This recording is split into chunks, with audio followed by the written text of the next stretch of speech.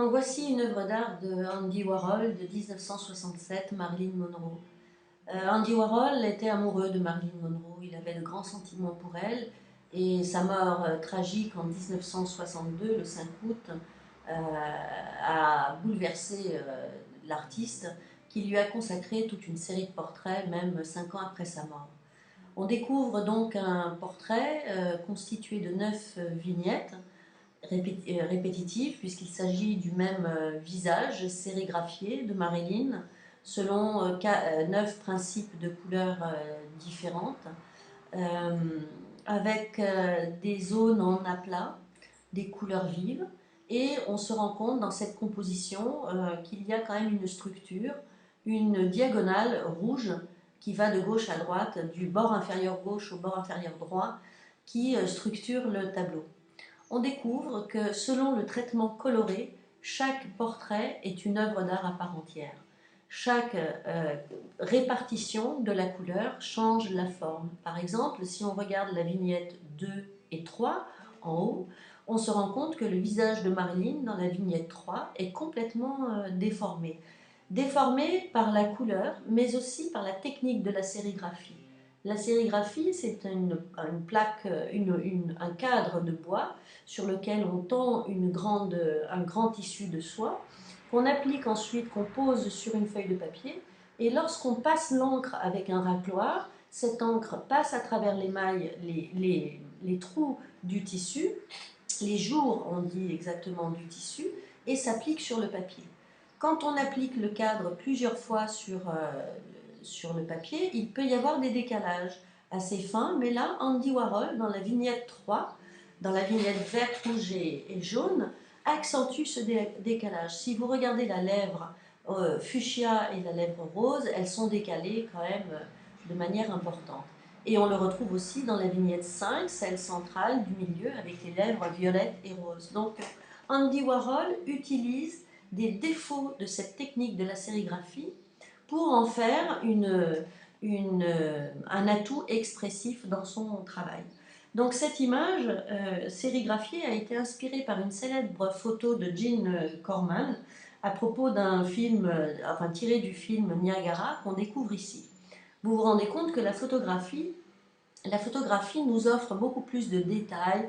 Regardez, on voit les cheveux, on voit les sourcils, on voit bien la couleur de la pupille, les dents, les reflets sur la bouche, le grain de beauté, cette mouche qu'elle avait sur la joue, est le seul détail qui apparaît dans les sérigraphies de Warhol. Vous voyez bien que la pupille a disparu et les cheveux, on les voit un petit peu moins bien, le modelé, tout ça est aplati par la technique de la sérigraphie. Alors Andy Warhol ici dématérialise l'image de Marilyn Monroe. Il en fait une icône. Quand on regarde les icônes byzantines, qui sont des images plates, planes, et avec le fond d'or qui réfléchit la lumière, ici on se rend compte que c'est la couleur pure, les couleurs vives et pures qui nous renvoient, qui rayonnent, qui nous renvoient cette image de Marilyn absolument magnifique. Donc au niveau de cette structure de cette œuvre, elle est constituée de 9 vignettes qui se répètent et qui forment, bien comme on l'a dit, une œuvre à part entière. Le cadrage est très serré autour du visage de Marilyn. On voit plus serré que dans la photo tirée du film. Ici, regardez le menton. Le menton touche le bord de la toile. C'est pour nous donner un peu plus d'intimité avec l'artiste. C'est pour nous la rendre plus familière, tout en la dématérialisant avec ces zones d'aplat de couleurs. La gamme est très colorée et les répartitions des couleurs donnent une expression différente à chaque portrait. Par exemple, dans le portrait numéro 4, Marilyn est beaucoup plus étrange avec ses couleurs froides et cette bouche rouge qui sort, qui est extrêmement du coup sensuelle dans cette vignette. On se rend compte que la couleur change la forme du portrait.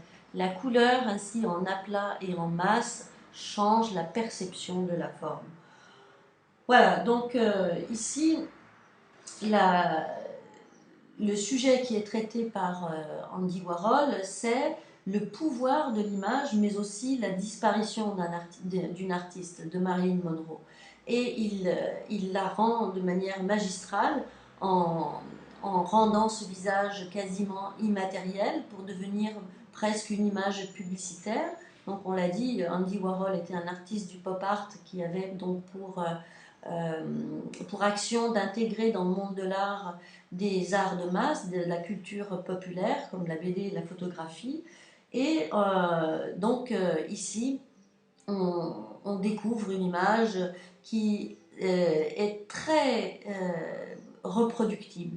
C'est-à-dire on peut la reproduire à l'infini tout en gardant le principe essentiel.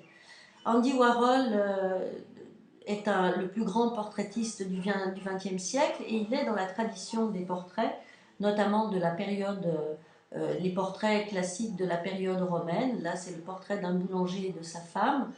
Euh, il, il, il offre un portrait complètement immatériel, une icône de Marilyn, et c'est à l'inverse de la caractéristique de l'art du portrait comme genre. Là, par exemple, on découvre une peinture de Piero della Francesca, le duc de Montefeld, où on voit que Piero avait rendu soigneusement les rides du personnage, mais aussi ses verrues, les plis sur sa joue, avec un décor en arrière-plan pour accentuer le caractère imposant de cette personne, de cette personnalité. Donc l'art du portrait est tout dans le détail pour rendre expressif l'image qui est représentée. Or là, on voit bien que Andy Warhol, tout en la dématérialisant, en n'en rendant que l'essentiel, que les formes principales, que l'archétype de Marilyn Monroe, cette image que l'on conserve dans la tête, il joue, il la multiplie, il la rend caractéristique, il rend ses caractéristiques, ses yeux en amande, cette bouche sensuelle, et qu'il met en œuvre magistralement dans sa peinture.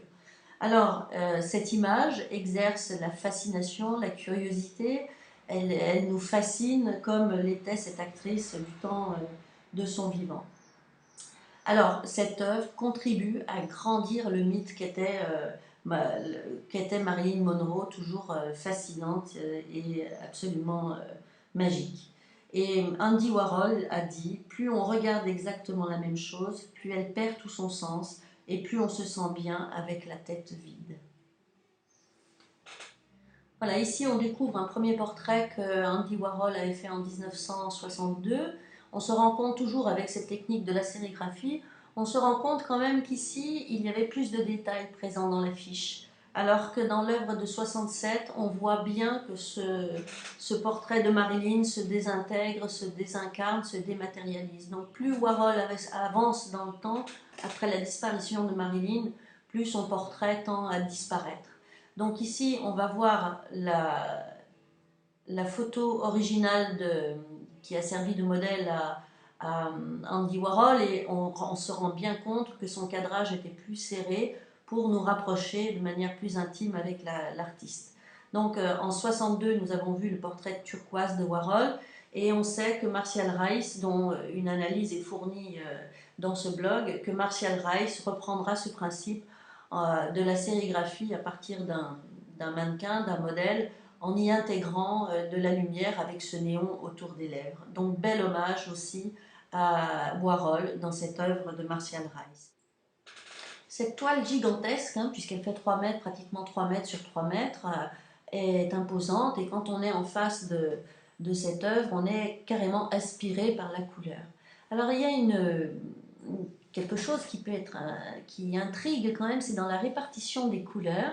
On a l'impression que Warhol a travaillé sur le mouvement de l'échiquier.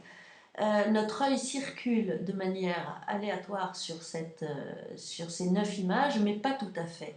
Quand on regarde la circulation du verre, vous voyez ce verre ici, ce verre là, on le retrouve dans cette image et dans cette image. C'est pile le mouvement du cavalier quand on joue aux échecs, qui se déplace d'abord en diagonale, puis ensuite de manière sur la verticale. On a ici un mouvement du cavalier. Ici, par les noirs et les bleus intenses, on a embrassé un deuxième mouvement de cavalier. Ici, ce serait le déplacement du fou ou de la reine.